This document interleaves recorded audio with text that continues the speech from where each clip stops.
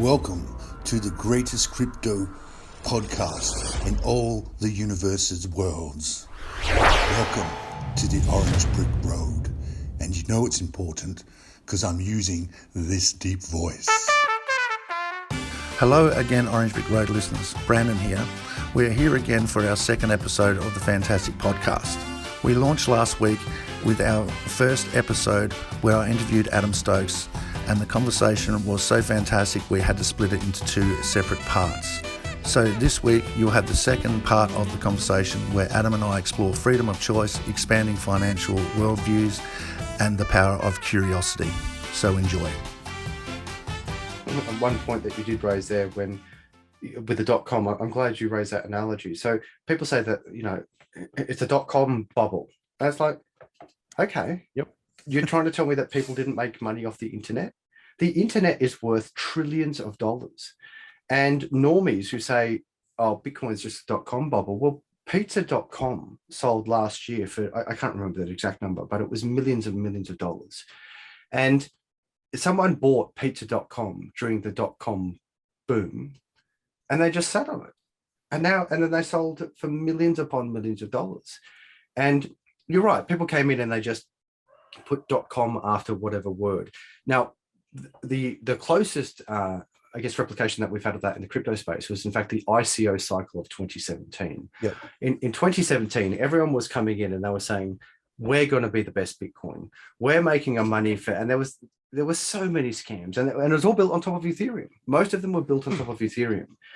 You had a sex industry coin, you had a car industry coin, you had a music industry coin. Take your pick, whatever industry it was, they were making a coin just for that industry. Now, I really quickly made and the videos are still out there, where I said, none of these coins will work because people don't want to restrict their money. The analogy I gave was this, is if you wanted $10,000 off me and I said, I'm going to give you $10,000 worth of Kmart vouchers, you'd be like, why do I want Kmart vouchers? I don't shop at Kmart. That's right. And even if I do shop at Kmart, there's some things I don't get at Kmart. So you might buy, I don't know, a pair of cheap socks at Kmart, but you can't get a new computer at Kmart, as an example. So the point is with money is money needs to be mobile. Money needs to be all inclusive. Money needs to not discriminate. And that's what we've seen with the US dollar and even the Canadian dollar, when they started shutting down your money because you were aligned with Russia or aligned with the truckers. Everyone with a brain is like, oh, hang on a second. If I hold my money in the SWIFT network in the US dollar, and for some reason my friend is now an enemy of America, they could stop my money. And if I donate to a political cause today, and then 3 years later, the new political party of the day says, hey, Brandon, you donated to the Adam Stokes political party and we don't like him now, we're seizing all of your assets. It's like, hang on a second, what is democracy anymore? I thought I could have freedom of speech through a freedom of association. If you look at it at its core, when you look at freedom of religion as an example, the reason why we need privacy in money, it's not so people do bad things.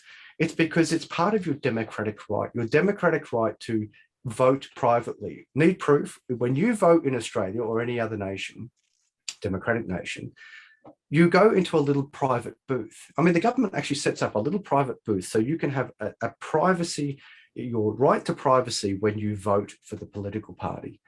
That actually extends to money. If I want to donate to a political party, provided there's no conflict of interest, that is, I'm not a huge corporation donating to a political party so I can do something dodgy in the background. But if I'm an individual in a democratic nation and I want to donate $10 to Labor or $10 to Liberal or $10 to Clive Palmer, just as I have the right to privacy when I vote for those parties, I should have the right to donate to those parties in privacy so I can not later be held to account and have my assets seized for voting against the opposition of the political party of the day. Yeah, can you imagine that? Can you imagine saying, imagine saying anything 2.5 years ago, and with what is happening in today's society, and people would think you're Alex Jones, right? They would literally go, you are insane. Yeah. What they're going to lock you in your own home. They're going to force max that, all the nonsense that's happening. But one, I think it's a big red pill moment for a lot of people that were on the fence, right? It's a big, big wake up. But imagine the statement saying that if you attend a political rally that the government doesn't like, whatever, they're going to seize your bank account. Yeah. You would be thinking, oh yeah, well, you're talking about communist China, are you? No, we're talking about fully westernized, developed first world countries. Exactly. Exactly. And that's what Canada, Jeff Booth was on Pomp the other day. If you haven't seen the interview with Jeff Booth and Anthony Pompliano, I implore that you watch it, because he raises this. He's a really smart guy and very neutral in the sense that he just tells it how it is. And he emphasized how important what happened in Canada was. So on the surface, you have one group of people saying, well, we should punish them because they're anti-vaxxers. And it's like, you don't get it. You don't like their opinion today, so you're going to steal their money. You've just created a platform for your money to be stolen tomorrow. When you say something, you might be pro or anti-gay marriage. And if the government of the day doesn't like that, they can suddenly seize your assets because you attended a pro or anti-gay marriage rally. It doesn't matter what it is. And that's the point I'm trying to say. It doesn't matter if you are for or against something. The core of all of this is the freedom of speech, the freedom of association, the freedom to offend, the freedom to say something. Now, I've done my time in uniform where I will fight for your right to say something that I disagree with. And what Canada showed us is that, in fact, if you attended that rally, they can retro punish you for doing so. And they created a foundation for anyone in their society to be retro punished, that is, later on punished for something they attended or said years ago by stealing their money. This is on top of inflation, on top of tax, on top of all the other challenges we have in life in earning money. And this should be gravely concerning to everyone. And what I've actually found in the crypto community is that, as I go right back to the beginning of what I said, is that it brings both sides of politics together. I don't care if you're on the left or right. I care about the freedom to speak, the freedom to be heard, the freedom to be associated. Now, of course, there are some limits on this. We should not have the freedom to donate to a terrorist organization. But now we talk about Twitter and Elon Musk as an example. And we talk about that because he has come into the crypto space. Don't you think it's odd that Donald Trump, a democratically elected person of the United States, is banned from Twitter, but the Taliban is not? The Taliban is not banned from Twitter. If you don't want to go down that road, Vladimir Putin is not banned from Twitter. Now, he's invading another country. Now, I'm sure there's more to it than we see, but one way or another, a United States president is banned from freedom of speech on Twitter, but Vladimir Putin and the Taliban are not banned from Twitter. If that is not alarming to everyone, I think we're missing something very important in the reality here. Yeah, it's clown world. Yeah, It truly is clown world, but it does go to display their motives, because they're just upfront with it. Basically, now, you don't agree with this opinion, you're banned. Okay, so what you're saying is you can only have this opinion now. that's right. I choose your freedom of speech. I choose what speech you're allowed to be free to say, which is not freedom of speech. That's communism. Yeah, 100%. And it's funny that you brought that up, because I had I won't name them, but I had an exchange contact me to do some work and all this sort of stuff, and I got there was a Zoom call. It was about 4 of us. So just before I'd run out of time, literally just before I went on to the conference call, I just got the website and I put it in, and I saw it, and it said donate to Ukraine, and it's got the big Ukrainian flag on it. So I had it on my other screen here, and so we're having a conversation. And I said, I noticed that you got donate to Ukraine over here. Have you got donate to Russia as well? Are you going to put that next to it?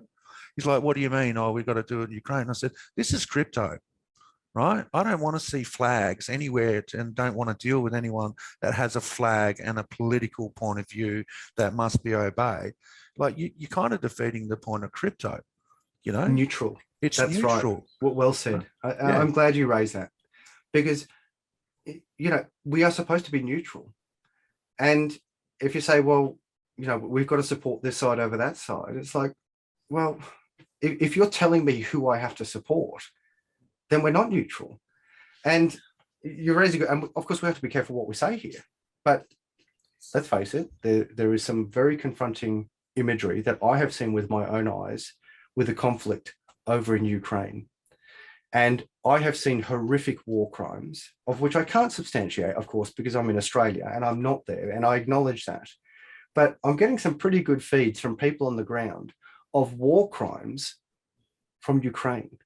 Yep. And we're donating to these people. Now, maybe there's war crimes from the other side. I know I don't know. I know that I don't know. But for someone to come in and say, oh, no, definitely this side good and that side bad, it's like, well, are you there? Are you seeing what all the footage? Are you seeing the footage from both sides? Are you seeing the war crimes from both sides? Because so far, I've got no skin in this game. I don't care. I want world peace. But the footage that I'm seeing on Telegram is absolutely horrific. And here we are donating to one side who's committing war crimes. And I'm like, well, I thought war crimes were crimes. Yep. And why are we donating to war criminals? But again, I know I don't know. But to say that we can only hear one side, it's like, well, we're now undoing democracy. Do you think it's, I mean, I blame the education system, and I don't know if you follow Michael Malice, but I really enjoy his work. He's an anarchist. Do you think that, I don't know, it's always like they've programmed people to be incurious. Like if someone says a really strange statement to me, right, or says something that's out of my belief system, I go, what do you mean by that? Can you explain more? Can you elaborate more on that? Because if it's outside my worldview, they might be right, because believe it or not, I've been wrong at least 2 or 3 times in my entire life, only 2 or 3.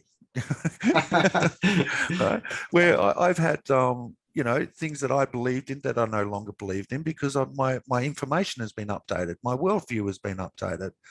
Where people that just go down one narrative, kind of, I don't know, that they just, honestly don't know how to put it. It's almost like that. I guess it's kind of, I don't know, because I've considered this as well, where it's really hard keeping up with the crypto community and everything that's happening, right?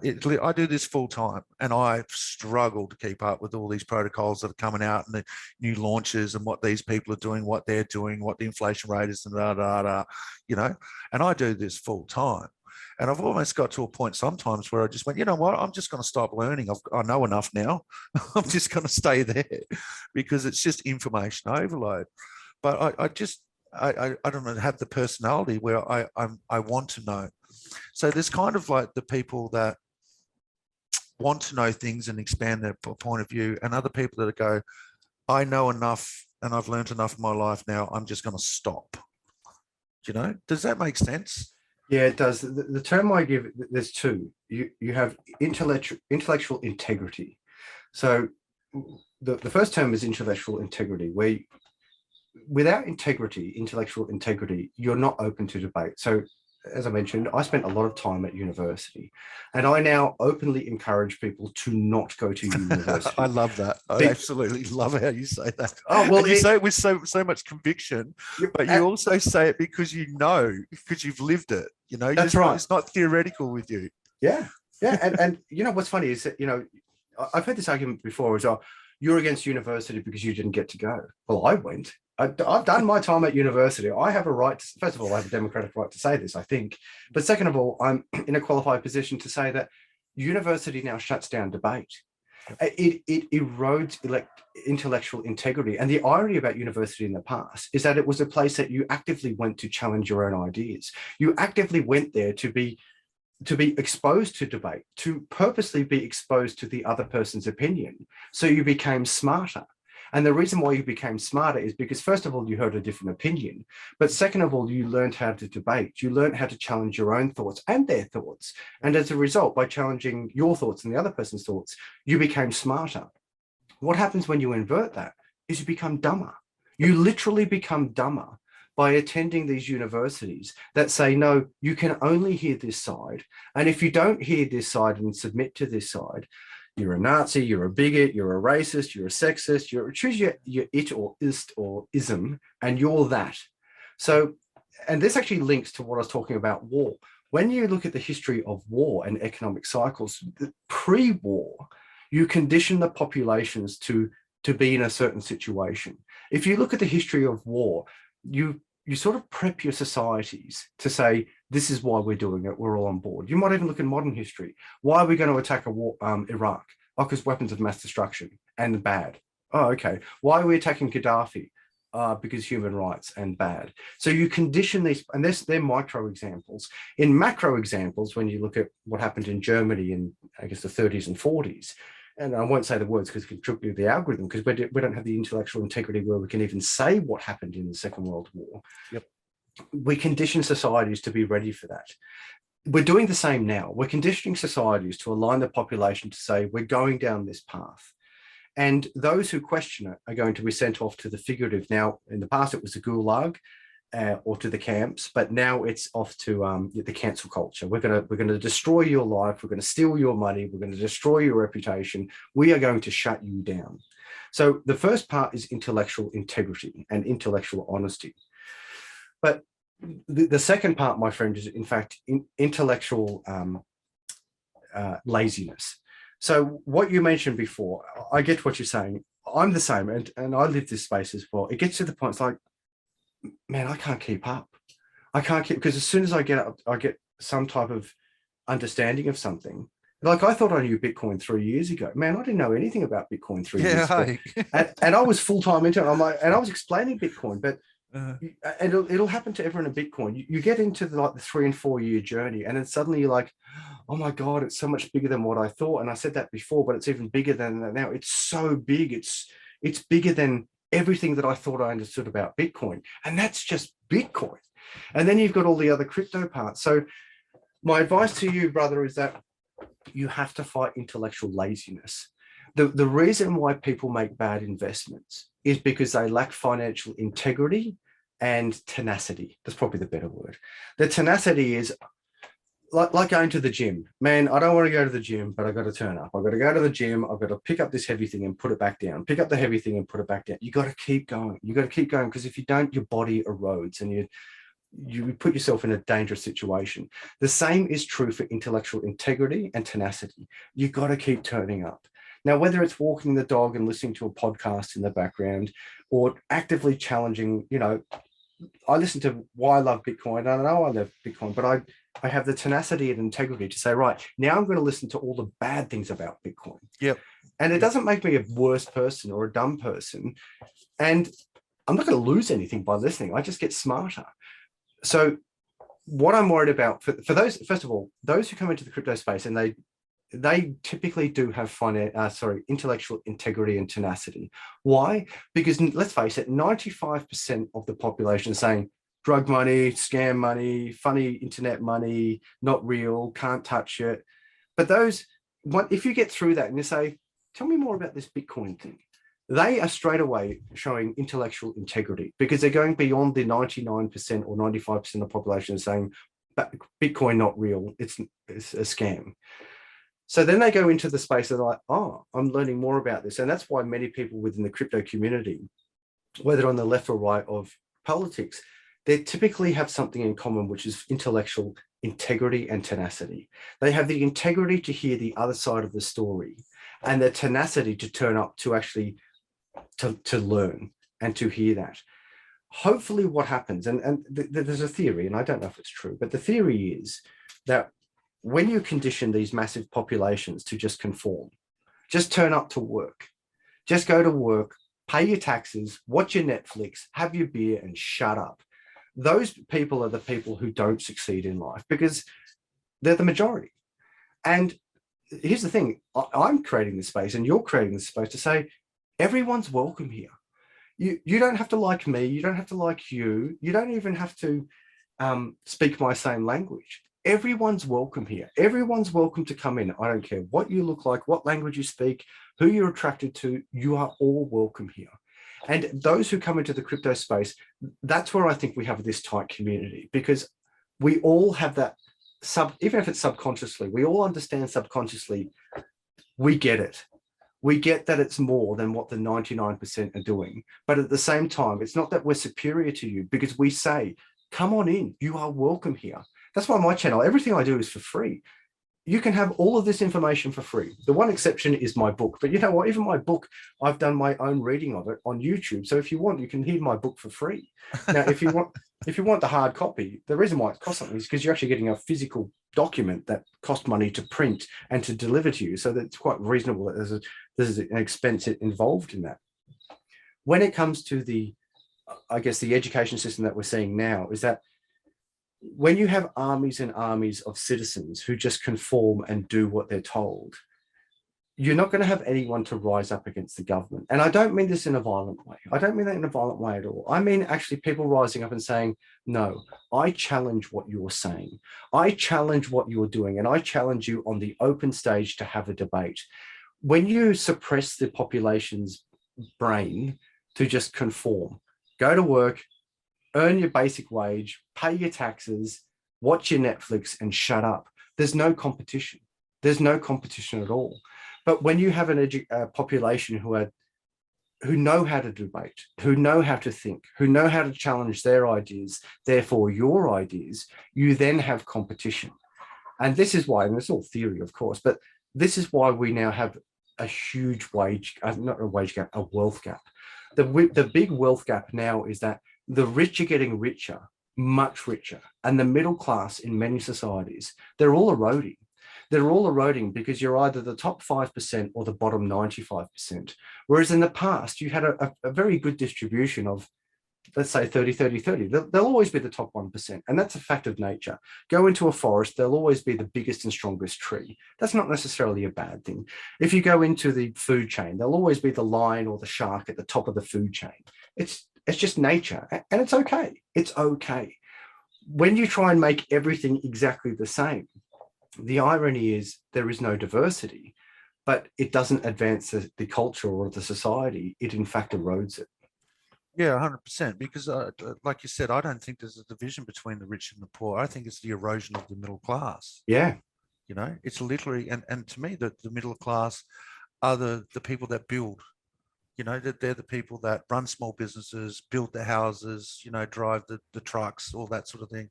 They're the ones that churn the economy, and they are just getting absolutely devastated and decimated in every single point. And I know that with certain people, not to categorize people too much, whatever, is when they say things and they're their exact talking points, right, as someone else, or what was said on the media, when you ask them about an opinion and they literally give you the talking points that come off Channel 7 or Channel 9, it's like you don't even have your take on it. You know, you just literally just regurgitating. But this what I'd say is it's not a sprint, it's a marathon when you're learning about crypto. Is because going back to what we were saying before, was getting inundated and just the market's happening too much. I give this advice, and sometimes you don't follow your own advice, or most of the time you don't, but it's got to a point where I don't really have a choice. Is I'll only do 2 or 3 hours a day now of actually study and on the market, whatever. And I say that to new people as well. Don't do what I did when I first started and spend 8-12 hours a day on YouTube. You know, because you don't absorb 90% of it anyway, and if anything, it just confuses you, you know, and fogs you up. Where it's like, to me, like losing weight. Yeah, you want to drop that 30 kilos or whatever. You're not going to start running marathons tomorrow, but you can start by going for a 10-minute walk, and then when you're comfortable with the 10 minutes, do 15 minutes. You know, and it's the same with the learning experience of getting people into crypto, because not only do you got to understand the crypto itself, but you also then understand economics, you know, because that's a whole different field to go down and that sort of thing. So that's my advice to people, is just start off small, you know, don't overload yourself, don't get too confused. And be kind to yourself. You know, yeah. If you don't get it, just give yourself time. And part of the reason why you know, people struggle in learning this is we've never had anything like this. And the other thing is that one of my degrees is economics. And I openly say, I should have known better. Now, I spent, just for my economics degree, 3 years at university studying economics full time. And I didn't understand money until I got into Bitcoin. And I say that, like, if I didn't know with a tertiary education from a leading university what money was, what hope does the majority of the population have? And I say that because I want them to be gentle on themselves. It's okay to not understand money. And it's not okay if you have the opportunity to learn about it, but it is okay noting that we're not really taught about money. We're not taught about money at school. We're not taught deliberate. Exactly. That's actually deliberate. You're doing an economics degree and they haven't taught you how money works. Yes. The irony of that's not an accident. Because right? if everyone who did an economics degree did understand what money was, there would be, Henry Ford said, I'll paraphrase terribly, but he basically said, if the masses understood how fiat worked, there'd be an evolution overnight. Like there would literally be riots in the street where people would be like, oh my God, how are we doing this? Now, there's enough people in society who have done economic degrees. Had they known how fiat really works, they would be enough to lead these evolutions, these revolutions, where they overthrow the corruptness of printing money without limit and stealing everyone's money through the invisible and brutal tax that is inflation. Hi everyone. Just a quick plug before we get back to the show. Crypto markets can be quite overwhelming space to be involved in, especially if you're starting out. There is a lot to get your head around, like security, purchasing crypto, exchanges, wallet, taxes, and a whole bunch more. That is why we've pulled together an expert consultants to help you through the journey. If you jump on our site at orangebrickroad.com.au/crypto-consulting, you will find a number of different consultants with specialties in different areas. Simply book a call with a consultant and you're off and running. Once again, that is orangebrickroad.com.au/crypto-consulting. Yeah, and you touched on it earlier, and it just reminded me again. If we didn't have taxation and inflation, we wouldn't have war, because they wouldn't have the money to be able to spend on it. Because if you turned around to the average Australian and said, "Hey, listen, we're going to send Australia off to Afghanistan for some reason," because apparently they flew aeroplanes into buildings, apparently. And or Iraq, and you said, okay, how do you feel about that, Australia? And everyone goes, oh, I don't know, it's kind of on the fence. And they go, okay, well, it's actually going to cost you so much per year in tax, and actually have the real figure of what this is going to cost and the inflation and the printing of money to do it. I think people would turn around and go, no, you're not spending my money on that. Unless we're getting attacked, I understand that, but we don't need to fight these foreign wars. Yeah, look, to be honest with you, inflation I have an issue with, but I don't have an issue with tax. Allow me to explain. That's quite a bold statement there, Adam. Yeah. I'll tell you why. So, first of all, we need militaries, and I can say that if people say if there were no militaries, there'd be no war. It's like, okay, well, if we have no police, there would be no crime, and if we had no fire engines or fire brigades, there would be no fires. And if we had no ambulances, there'd be no needs for paramedics. And if we had no seatbelts, there'd be no crashes. The truth is, I insure my house, I insure my car, and I insure my body. Now, that doesn't mean that I support robbers. It means that I live in reality. And the reality is that there are bad people out there who could do bad things to my house. They could break into my house and steal something. Concurrently, crap happens. I could have a short circuit in my house, even if there's no malintent, and there could be a fire that burns down everything. Therefore, I insure my house. When we look at tax of the military, just because we don't want war doesn't mean someone else doesn't want war. And you have to accept that there are people who will, whether we like it or not, want to do harm to us. So whether you have a military as a deterrent, or as an insurance policy, that's going to cost money. And I think it's fair that we all pay for that. Another example is, if you watch a channel called Economics Explained, he's an Australian guy, and he's a very good economist. Awesome. Yeah, really good. He spoke a really good theory about let's give an example of user pay economy for everything. So everything that you use, you pay for. So if you get an ambulance, it's going to cost you $5,000. If you send your kids to school, it's going to cost you X money, and everything is user pays. Now, in theory, that kind of works, except for when we get to weird things like light. And I thought this was a really good example. If you have a lamp post that lights up a street that enables you to drive your car down there or just walk down there as a citizen and reduce crime and reduce possible accidents, how do you have user pay for that? Now, you might say, well, it's in my car registration, so those street lights are there. But if I'm walking my dog and I don't have a car and I absorb some of that light, am I a freeloader? Then you go to the humane side of it. Societies, in many ways, can be judged on how they treat their less fortunate people. When you've got someone who's disabled or had an accident or is mentally impaired, what do you do with these people? Well, I think it's humane and the right thing to look after these people. We shouldn't just throw them out. But how are we going to look after these people? The user has to pay. And you might say, well, their family has to pay. Well, what if their family doesn't have any money? And the truth is, we do have a lot of money. We are a very rich country. And I have lived in countries, not visited, lived in countries with very low tax rates. I've lived in one country in particular, and I won't say it because I don't want to offend them, but they have a tax rate of 4%. Now, on one hand, I had less tax to pay. But on the other hand, it was a filthy country. And I was always getting like the cold or a flu or something, because there wasn't soap in public toilets.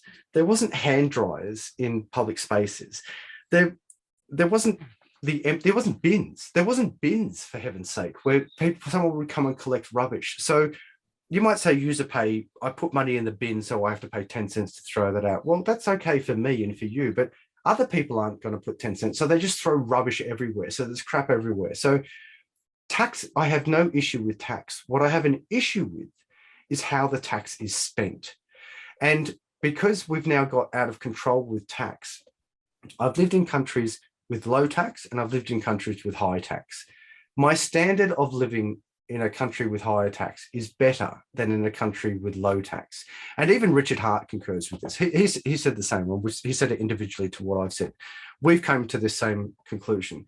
When you live in a third world country where there's virtually no tax, sure, you've got a lot more money, but when you go out into the street, you've got more crime, you've got more poverty, you've got more filth, you've got more disease. And that is where taxes, in my opinion, and actually, you can see statistically, when taxes go in and take some control over that, everyone has a higher standard of living. Everyone gets sick less often. There's less crime. When you're desperate, not all criminals are bad people. Sometimes people rob you because they are hungry. And if I can use some of my money to help someone who's down and out on their luck, but also protect my family, because now there's not a criminal ready to pickpocket and steal from them. There's another country I live in, I'll tell this one, Spain. When I lived in Spain, mate, the crime there was out of control. You'd walk down the street, you were constantly getting pickpocketed, but they're stealing your bag, they're putting razor blades, because they had no social system. Now you might say, well, that's great, there's no tax. It's like, yeah, but every time I walk out the front door, I'm getting robbed. So you know what? I'm quite happy to pay 10%, so I'm not robbed every time I walk out the front door. But there is a balance, and we have to achieve this balance. Inflation is the one I have an issue with. Why? Because it's theft. It is invisible. I can't claim against it. And they lie about it. They say, right, well, the CPI is 6% this year. Well, no, it's not. The CPI, the Consumer Price Index, they choose what assets are put into that basket so they can disguise how much money they're stealing from you. And I've even put this out as an argument. If governments want to inflate my money, fine. I want to claim it as a tax deduction. If you've inflated my money by 10%, I want to be able to have a 10% tax deduction on my money. Now, that would change everything. Governments would behave completely differently.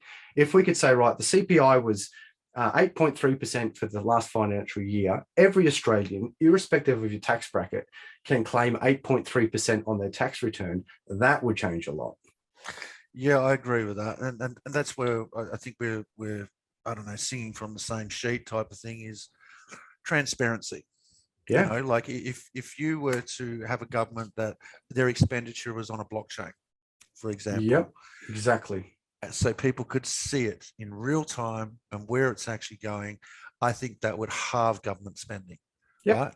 I've got no problem with well, I do, but I would have less of a problem, might be a better way of putting it, with tax if the government didn't waste so much of it.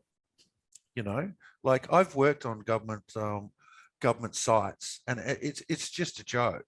Like big construction sites. Like I worked at the Sydney Airport, Perth Airport, the Sydney Underground, all the tunnels that they've done all that through there and all that in construction. And you cannot be that incompetent. It's almost like legitimately mafia style, deliberate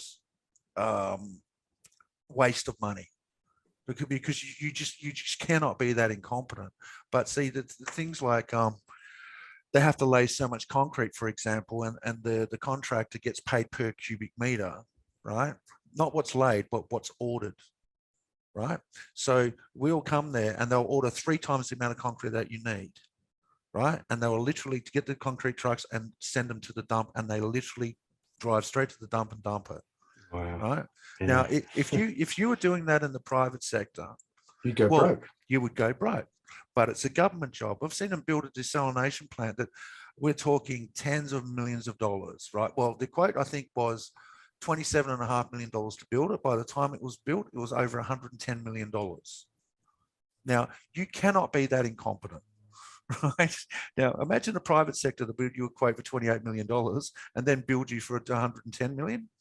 You would just go, what are you talking about? So I don't have a problem with taxation. What I do have a problem with the transparency of where it goes and the mass wasteness of it. Well, it comes down to accountability. So I can really relate to what you're saying there.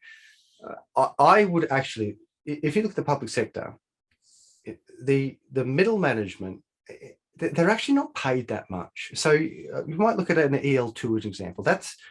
That's moving into executive management and quite high. Their wage is about $140,000 to $160,000 a year. Now, you might think that sounds on the surface like a lot of money, but comparative to the private sector, it's not. It's actually not that much money. $140,000 a year. I mean, mate, that's a few weeks' work in crypto. Not even. That can be on a good week. It's a week's work in crypto, and they're doing that for a year and big hours. What I would like to see, and this is a theory that I've actually expressed a few times, I would actually say double their wage, double it to $240,000, $280,000. Agreed. But double the accountability or triple the accountability. Yeah. I have no issue paying good people good money for good outcomes, but they must be held accountable. Now, that's where the private sector is accountable, because as you said, if you lose $10 million in a contract through your incompetence, your accountability is your business goes broke and there is no business. But in government, because you have a bottomless bucket, and they say they've got budgets, but I can assure you, when you go to war, money magically appears. And when something big happens like a pandemic, money magically appears, but it appears by printing it. And that dilutes everyone's money. So in the short term, you get the job done, but in the long term, you destroy everyone's money. Here's another theory that I thought was quite interesting with prime ministers. So the prime minister's wage is about $400,000. Now, there are benefits, you don't have to pay for your housing and you've got transport and all these other things. But compared to the CEO of Coca-Cola, the CEO of Coca-Cola is on millions and millions of dollars. Now, what's he in charge of? He's in charge of sugar water. Compare that to what the prime minister is in charge of. He's in charge of, figuratively, everything, including the sugar water within that economy. So there's a theory that I like. You either quintuple the prime minister's wage or you drop it to nothing. Yep. Now, if you quintuple it, what you actually happen is, instead of you having, so imagine you're the CEO of Coca-Cola and they say, I want you to be the prime minister of Australia. They'd be like, I'm not taking a pay cut. I'm not taking a pay cut from $10 million a year to $400,000 a year. So what type of caliber of person do you get resulting as to be the prime minister? Well, one who's prepared to settle for a wage of a mere $400,000, and two, a narcissist. Yep. Someone who's That's a words narcissist. right out of my mouth. Yep, a narcissist who'll take a pay cut. But if you raised it to $10 million a year, and that, I know it sounds controversial, what would actually happen is you'd have the CEO of BHP Steel, the CEO of Coca-Cola, the CEO of Amazon, the CEO of all these mega corporations who do understand accountability, who do know how to get the job done. They would in fact be competing for the position. So that's one end. Now we go to the other end and we say, right, we're going to cut the wage to $50,000 a year. Well, guess what you get then? You get, in fact, multi-millionaires who they don't need the money. Yep. They're doing it for the service to the country. They're already rich. They've already got the financial backing. And they're like, you know what? I'm not in this for the money. And I'm not in this because as a narcissist, because the truth is narcissists need money as well. And business people have made that. Sure, they're going to have egos involved. But they come in, and you might use it Trump as an example. Now, I know that might trigger some people, but the truth is Trump didn't take any money. Yep. He donated 100% of his wage to charity. Now, no one on the left will ever talk about that, but the truth is he didn't need the money. He didn't need to be bought. Now, you might say, yes, but what he did made his other businesses work and his other businesses flourish. Maybe, possibly maybe not. Maybe not. People can argue that he lost money. Yep, no? Absolutely. That's right. When he had to step away from a business that was making $1 billion a year to sit in a job that was paying him $500,000 a year, that's exactly right. Some could say, hang on, he just lost all of that money. Now, the counter, as I said, is that, yeah, but then he made he made moves that profited his business. Well, in democracy, if we maintain an open ledger and it's open source and we declare our conflicts of interest and we make it law that you have to expose everything and show what you're doing, well, maybe he's not going to get voted the next time. Or if he's done something criminal, he can be impeached and he can go to jail. So I actually am a believer now that when we look at prime ministers, we should actually increase their wage or drop it to almost nothing, because then you're going to get a completely different caliber of human being leading these nations. Yeah, a couple of points on that, because that was good. Tell me if you think this theory was all right, right? You said that the Prime Minister is basically a narcissist. I 100% agree with you. But he has had to be... Well, could be. I don't know the guy. Well, you know. Yeah, okay. Well, the probability is quite high, but we'll leave it at that. But can you imagine that you're in a political situation where they're infighting and back door deals and all that sort of stuff, and everyone that's attracted to that type of party is basically a narcissist? So you've got all these narcissists competing with narcissists, and he happens to be the biggest narcissist because he's now the leader. Do you know what I mean? You kind of had to be more of a narcissist than all the other narcissists, you know, to work his way up that narcissistic, I don't know, channel or something like that. Yeah. Politics is brutal. It is. and that's what so many good people, I mean, if you actually look at elections now, they're not run, and this isn't unique to Australia or this election, you're not actually voting for someone, you're voting against someone. Yeah, that's right. That's what the campaign is now. It's not, I've got the best policy, vote for me. It's like, don't vote for him because he's a bad person. And that's how we run political campaigns now. Political campaigns, and so many studies show it, you are more likely to win not by promoting yourself as competent and capable. Put down the other guy. Yeah. And that's what people do now. People go to the polling booths, not to vote for someone, but to vote against the other person. Yeah. That's what people are really doing. Can you imagine that that when you become a politician, you have to put your entire portfolio on the blockchain and it gets monitored in real time, so that if they're making decisions that are influencing or whatever, you can actually see it in real time? Can you imagine if they did that at the US Senate? You know, with people like Joe Biden and that sort of thing. And Pelosi. Yeah. Pelosi. I think that'd cut out corruption, because it has to be a requirement. You've gone for this government job. You must put all this information on the blockchain that people can see in real time. So? Well, absolutely. When you're working in for the public service, you have to declare any conflicts of interest. So if you're doing a tender process, as an example, for the Sydney Harbour Bridge, I don't know, tunnel, and we've seen this before. Remember, there's that guy, I can't remember, it was a few years ago. I think his cousin or uncle or someone had a cafe at Circular Quay, And for whatever reason, he made a political decision, and I can't remember the exact details, but it was something along the lines of he made a policy decision that enabled his cousin or uncle or brother or something to run this cafe at Circular Quay. That was a direct conflict of interest, and he lost his job. Now I've got no issue with that because he should have declared it. He didn't declare it, and it appears that whatever he did was in fact helping a mate out. And that type of nepotism is criminal, and you have to be open about it. And of course, this is where the blockchain comes in. The blockchain comes in. You've got to declare these interests. You have to declare them. But then it goes back to what I was saying. Well, if you're the CEO of Coca-Cola, am I really going to not only take a pay cut from $10 million a year to $400,000 a year, but now I have to give up all of these businesses because now they are in fact in conflict of interest to my position as the leader of this country? You can see that they're not actually just taking a $10 million pay cut. They could in fact be taking a $20 million pay cut. So then you go to the other end, it's like, well, we'll just say there's no wage and you're just going to do it for free. Well, there is no right answer for democracy. Democracy is imperfect. It is not perfect by any means.